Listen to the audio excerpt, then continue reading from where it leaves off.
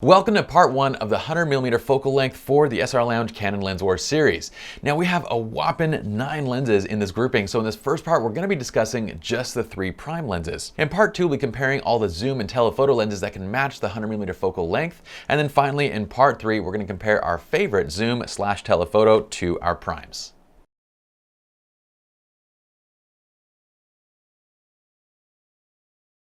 For those that are new to the SLR Lounge Canon Lens Wars series, be sure to check out the teaser video where we show you kind of the entire series. We talk about our testing methodology and what we're looking for within each image. Also, check out all the other videos and each article on each focal length. This is the 100mm focal length prime lens wars, for which we have 3 prime lenses. We have the 100mm f2, we have the 100mm f2.8 macro, and then we have the new 100mm f2.8 LIS macro lens. Let's go ahead and we're going to start from the top with their aesthetic look and sharpness at the respective WOAs or wide open apertures. Now once again, this is a visual test of differences, it's not a technical one. So we're trying to distinguish differences in appearance while viewing the images full screen on a 27-inch 3K resolution display. Visually, I wasn't expecting to see a large difference between these 3 lenses, but aesthetically, I found that I loved the overall look of the 100mm f2 just a bit more than the other 200mm lenses. At its WOA, or its wide open aperture of f2, it has a solid amount of bokeh, and combine that with 100mm compression, it creates a beautiful look in our background. It is a bit softer than the other 2 lenses in terms of sharpness at its WOA, but still it's incredibly sharp, especially given that it's not an L series lens. And given that we're shooting at its wide open aperture of f2. Alright, so next, the 100mm f2.8L was the clear winner over the 100mm f2.8 in terms of overall image quality, contrast, and color. The 100mm f2.8L was simply visually far ahead of the other standard 100mm. Now, it was even a tiny bit better in terms of color and contrast than the 100 f2, but the quality and the amount of bokeh in the f2 still makes me prefer this lens when we're comparing them at their WOAs or their wide open apertures. Alright, so how about we adjust them up to their WCA or widest common aperture, and then we're going to zoom in, kind of do some comparisons close up to check out differences in sharpness, overall color and contrast, and the aesthetics of the bokeh. Now, as soon as we step up all 3 lenses to their WCA of f2.8, the 100mm L comes into its own as the clear leader over the other 2 lenses, both in terms of color and contrast. It just simply stands out as being far better.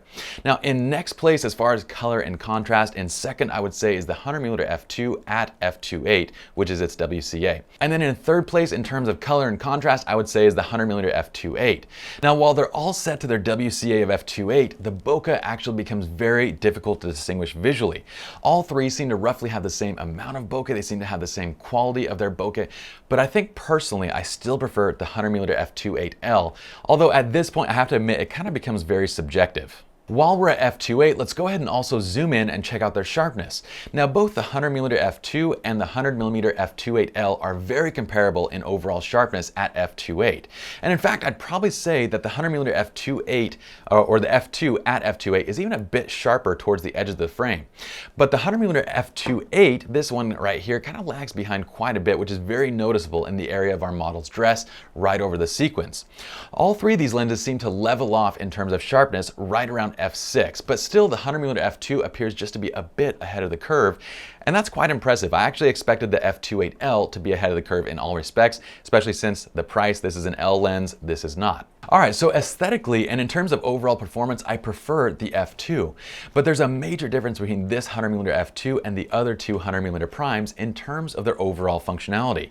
The 100mm f2.8 as well as the f2.8L, these are both macro lenses, and their minimal focus distance is right around 1 foot. The 100mm f2 on the other hand has a 3-foot minimum focus range, and that makes it really more of a portrait lens.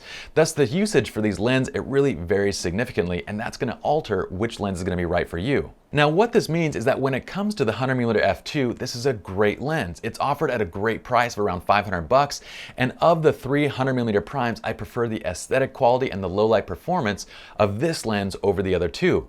But it really doesn't compete with the 100mm primes or with these 2 100mm primes because these are macro lenses. Instead, this competes really more with the 85-1.8, and between the 85-1.8 versus the 100mm f2, I would still prefer the 85-1.8 since it gives me a bit more bokeh, it gives me a better or kind of a focal range that I'm a little bit more used to for portraits, and also better low light performance just by a smidge. But either way, between the 85-1.8 and between the 100mm f2, I would choose between one of these lenses but not both because they're just too similar in overall functionality. But if you want to capture macro or close-up photography, then really your best option is going to be the 100mm f2.8L. In addition to its overall better contrast, better sharpness, image aesthetic, and just quality of the image, it also includes image stabilization, which makes it extremely handy for not only still photography, but also for DSLR video as well. But the 100mm f2.8L is over $1,000. Right now it's around $1,050, while the 100mm f2.8 macro is only around $600. But here's the thing, while in most cases I would say that if you're on a budget, go with the lower price lens because it does most of, say, what the more expensive one would do. In this case, my advice is going to be a little bit different. If the standard 100mm f2.8 macro were only say $250 or so, then my advice would differ. But at around $600, it's not necessarily a fraction of the price of the L version. It's not even half the price. It's only $450 cheaper, and that sounds like a lot. But in terms of the overall functionality, the 100mm f2.8L has one of the most powerful image stabilization systems available, which makes it incredible for pretty much anything, even handheld video. It also has improved sharpness, clarity, color, contrast, aesthetic, and so forth. So in this case, I would say that if you're looking for a macro, save your money, skip over the 100mm f2.8 and simply jump to the 100mm f2.8L because it's absolutely worth the extra price for the performance that you're getting. So, in conclusion, my pick for the 100mm focal length as far as primes go is going to be the 100mm f2.8L over the standard 100mm macro. In addition, I would go with the 85mm portrait lens focal length and just skip over the 100mm f2. And this is because the 85mm focal length, well, at least for me, it's a bit more comfortable as far as a portrait lens. I also get a little bit extra low light performance at 1.8, and also the 85mm focal length is a bit more popular just overall as far as people using it and being accustomed to that focal length. So when it comes time to sell, say, the 85 and move to an 85-1.2, or if you want to sell it and move to a different lens, you'll have an easier time selling the 85-1.8 than you would, say, the 100mm f2. I hope you all enjoyed part 1 of the 100mm prime focal length for the SLR Lounge Canon Lens Wars series. Be sure to check out the actual article by clicking the link in the description below the video for more example images, more information on each lens, as well as links on where you can purchase.